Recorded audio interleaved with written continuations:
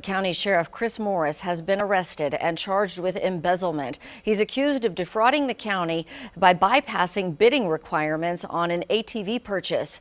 Court documents reveal Morris bought a Polaris for personal use, traded it for another ATV, and later repurchased the original Polaris for the sheriff's office.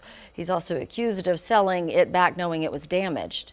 The OSBI says it is an ongoing investigation. And in the last 30 minutes, we've also heard from Sheriff Morris. He released a statement saying, "I have done absolutely nothing wrong. This is an orchestrated event to make me look bad just weeks before the election. The truth will come out."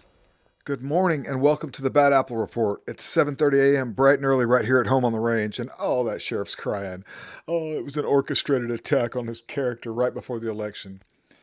You know the guy's probably running unopposed anyways, and society's filled with a bunch of knuckleheads that just either don't care or they still vote for idiots like that. Okay, so Sheriff, you're a goofball. You're on the Bad Apple Report.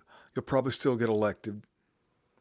Okay, American heroes in action. Deputies kill homeowner during raid, seeking brother-in-law. Wife says an $8 million lawsuit.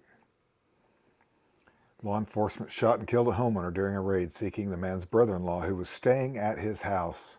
A lawsuit says his wife Vicki Wright now filed an $8 million wrongful death lawsuit in the U.S. District Court of Eastern District of Tennessee at Knoxville. Oh, Lordy, I don't know how that's going to work out. The May 10 lawsuit names Sevier County, the city of Sevierville, and 6 law enforcement officers who Wright says were involved in the raid the evening of May 12, 2023 that ended with her 63-year-old husband dead. McClatchy News reached out on May 13th to the municipalities and individuals named in the lawsuit and did not receive a response. On May 12, 2023, an officer with the Sevierville Police Department attempted to pull over Vicki Wright's brother, who was accused of driving with a suspended license, according to the lawsuit. And that's how it began.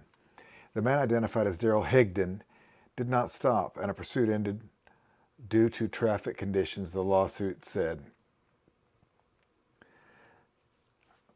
Then the Sevierville Police Department and the Sevier County Sheriff's Office organized a joint operation to arrest Higdon, who was living with his sister and her husband, David Wright, according to the lawsuit. All for evading, I guess. Okay, 6 law enforcement officers and a police dog converged on the Wright's home and spotted the brother on the back porch, according to the lawsuit. He went inside the house, and officers went around the front door and demanded entry, the suit said. David Wright opened the door for the officers, then the brother-in-law retrieved a shotgun and came back to the door with the barrel pointed at the ceiling, according to the lawsuit. Officers drew their weapons, and they and Wright told Higdon to put the gun down, but the man refused, the lawsuit said. Shooting broke out. Then the Wrights ran into their bedroom as officers and the family member exchanged gunfire, Vicki Wright said. They sheltered in their bedroom as law enforcement fired indiscriminately into their home, according to the lawsuit. Eventually, the shooting stopped. The deputy told the Wrights, who were unarmed, that they could come out through the front door, according to the lawsuit.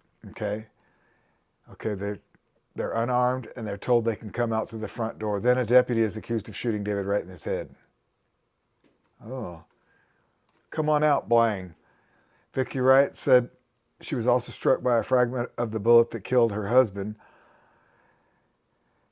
Then she was handcuffed and placed in the back of the police car without medical attention, according to the lawsuit. Higdon was arrested and charged once he was released from the hospital, according to the Tennessee Bureau of Investigation. The Sevier County District Judge Attorney's Office investigated the shooting and found that deputy believed Higdon was coming through the door, not David Wright. Oh, one of those smart deputies. None of the law enforcement officers were disciplined or charged, according to WVLT. In the lawsuit, Vicki Wright said the officers between the two agencies failed to coordinate and communicate effectively. They always do that.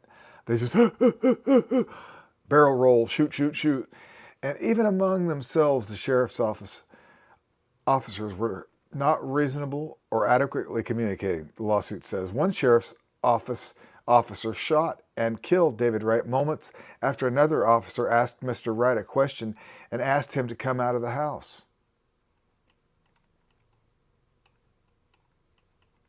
Dumb or devious, usually devious. The lawsuit said that none of them, from the least of them to the most experienced, officer had been adequately trained. What he really means is they're dumb from the bottom to the top is what I would suggest. He didn't say that, and he didn't mean that. I mean that.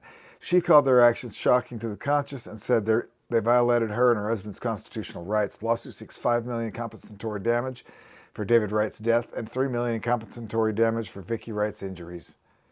Sevier County in eastern Tennessee, about 30-mile drive of Knoxville. Okay, all right.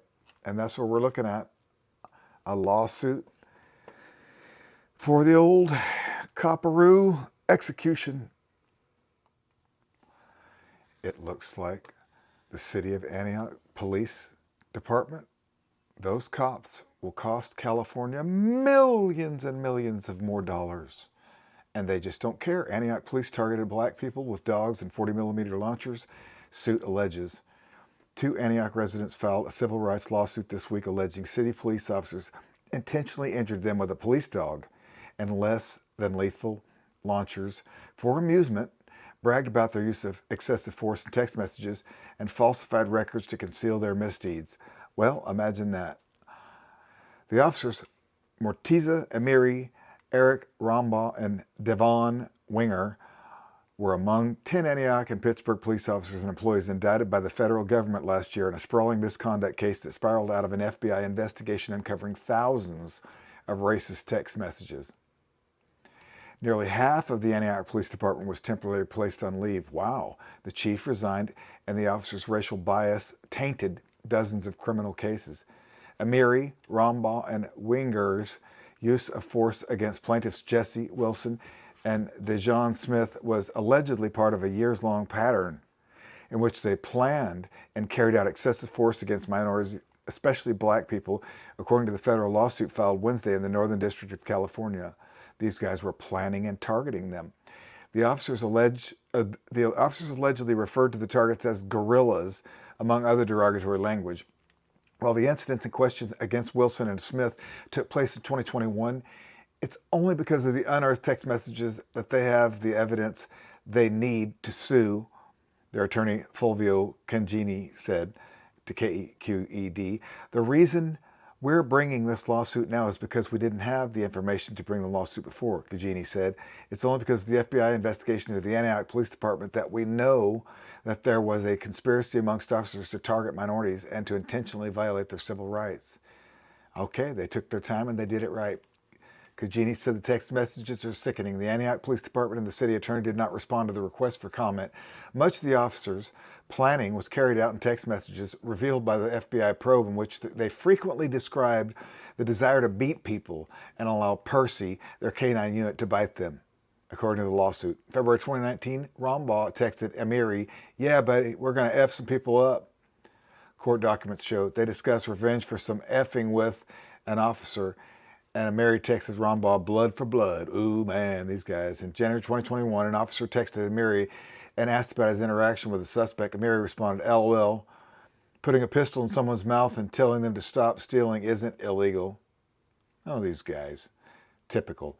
Wilson was injured on August 24, 2021, when Antioch police officers, including Amiri and Rambaugh, executed a search warrant to enter an Antioch residence, then entered Wilson's locked room while he was sitting on an air mattress playing video games, according to the lawsuit. An unnamed officer pinned Wilson's left arm against the bed, and Rambaugh shot him with a 40mm less than lethal launcher, according to the indictment. The less lethal launcher fires beanbags or sponge bullets and is intended to be used in crowd control environments, according to the website of the Packham Defense, a company selling this type of a launcher. Rambaugh's report about the incident differed from those written by other officers. Oh, Lordy. An unarmed sergeant wrote to Rambaugh to critique his report. "You write that Wilson didn't comply, but he clearly had his hands up at first. You need to describe way better what happened," according to the suit. Oh, oh no, and then the thread, it starts to come unraveled for these guys. Oh man, can't you just go along with it? Okay, when Antioch Police Department superiors became aware of the officers' misdeeds, they helped them avoid discipline, and accountability by concealing their actions in police reports, the suit alleges. The higher-ups are the leaders of the gang, and they're underlings or ding-dongs in the gang. Smith, a black transgender woman, encountered the officers after she allegedly stole a Maserati on October 26, 2021. The incident can be seen in officer-worn body camera footage obtained by the Bay Area News Group. Well, that's a good way to get those guys mad. Antioch police officers, including Winger, surrounded Smith and the Maserati at an Antioch grocery store. Smith came out of the vehicle and faced the officers. Winger could be heard saying to another officer, "You got the 40," meaning the less than lethal launcher. Uh-oh, here it comes. Smith stood by the vehicle with her hands up, and Winger shot her in the chest with a 40mm less lethal launcher. Antioch police officers are trained that the chest is potentially lethal. Ooh, what was he trying to do? Area to shoot someone 40mm less than lethal round, according to the lawsuit. When Smith begins to recoil in pain, the officers pin her to the ground and sick their police dog on her. The dog can be seen in the video tearing skin from her left arm. Rombaugh collected photos of the people he injured shooting the 40mm less lethal launcher and told Antioch police officers he was collecting the launcher's spent munitions to craft an American flag, using the munitions as stars and stripes, the suit alleges. Oh, what a typical cop. Similarly, Ameri shared photos of victims bitten by their canine, Percy. Once such bite in 2019, Ameri texted, "I'm going to take more gory pics." Gory pics are for personal stuff. Cleaned up pics are for the case. Followed up by 2 laughing emojis. Oh, check it out. He knew one day it was going to come out. And it did. In text messages, Ameri counted the number of consecutive dog bite photos he collected, which, according to the suit, amounted to 28. All right. Well, there you have it, folks. Cops are sure mean. Aren't they mean? Come on now. Am I too mean to cops? Maybe I am. You guys are great. Thanks for watching the Bad Apple Report this morning and every morning right here at home on the range, 7:30 a.m. bright and early. Okay, we're calling it a day, and maybe we'll see you tonight for It's Too Late. Otherwise, we'll see you tomorrow morning right here at home on the range. Thanks for watching. Have a great day, folks.